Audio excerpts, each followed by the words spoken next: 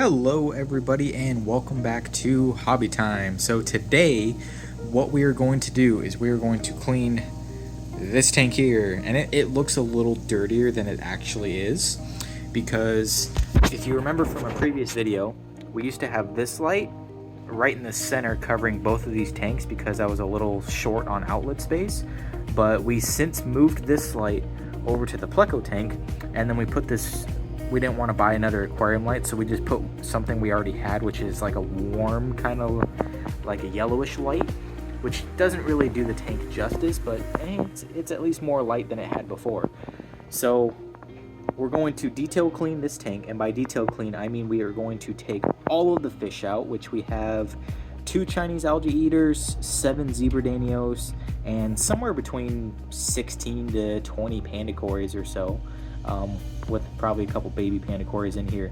But the reason why we're going to take this tank completely apart is all of these snails. That snail's okay, he belongs there, but all these little pest bladder snails, we're going to get rid of them. And the reason why we're going to do that is because this is my spawning mop here, and we used to get somewhere between 10 to 20 eggs every couple days from our Panda Corys before it got overran with snails. So now that it's overran with snails, we don't typically get very many eggs anymore. Maybe like 1 or 2 eggs every so often, which turn out to be little tiny baby Panda Cory. I don't know if you got to see him. Oh, he ran away. But anyways, we don't get very many eggs anymore, and we kind of miss that. We want to get eggs again. So we're going to completely redo this entire scape. If you remember before, we used to have like these beige looking rocks in this corner where the mop is, and then we would have sand for the rest of it. But over time it just kind of became mixed together, so we're going to fix that. We're going to put the rocks back, we're going to move the sand over, we're just going to redo this entire tank and get rid of all, I mean hopefully all, but really we're looking at like 99%, because you can never really get rid of all of them, the pest snails. So a reason why we want to do that is we did a little cleaning. We moved the couch over here, got rid of some stuff, because we found this tank on the side of the road.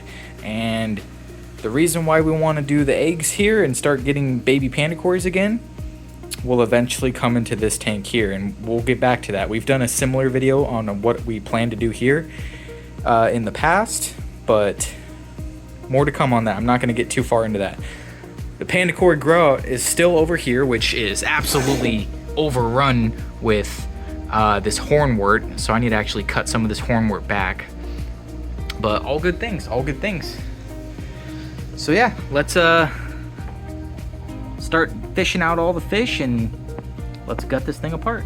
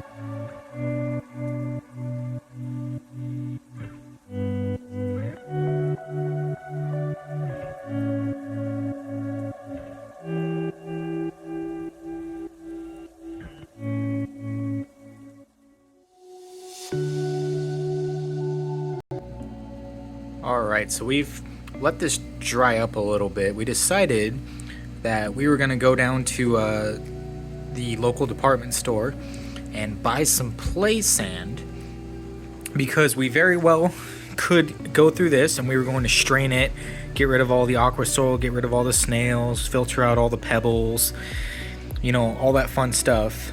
And that sounds like a lot of work, and it sounds like it could lead to some imperfections as well. So what we decided to do is, over at our local hardware store, which is Lowe's, they sell premium play sand. 50 pounds of premium play sand, which is aquarium safe. Once you wash it, of course, you got to wash the heck out of it. 50 pounds for only $4. This stuff over here was specific aquarium sand, and I want to say we spent like $30 or something on it for 25 pounds. So, note to self, if you're going to buy sand for your aquarium, don't buy the aquarium sand in the aquarium store, because that is a ripoff. Buy the play sand or any kind of aquarium safe sand from any kind of like a hardware store or any place that sells like landscaping, bricks, things like that. They will typically have some kind of sand that is good for your aquarium for a fraction of the price. You just have to wash it, which you should be washing your aquarium sand anyways that you buy from the local aquarium store. So yeah, definitely got a good deal on this, and we're just going to replace all of the sand with this stuff here. So let's get to washing.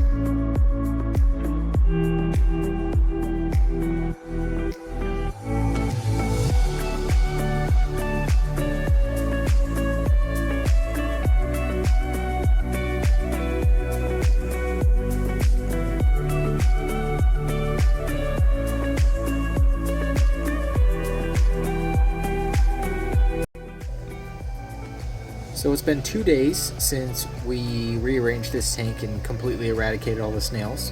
Still have not seen any snails, so we are doing good there.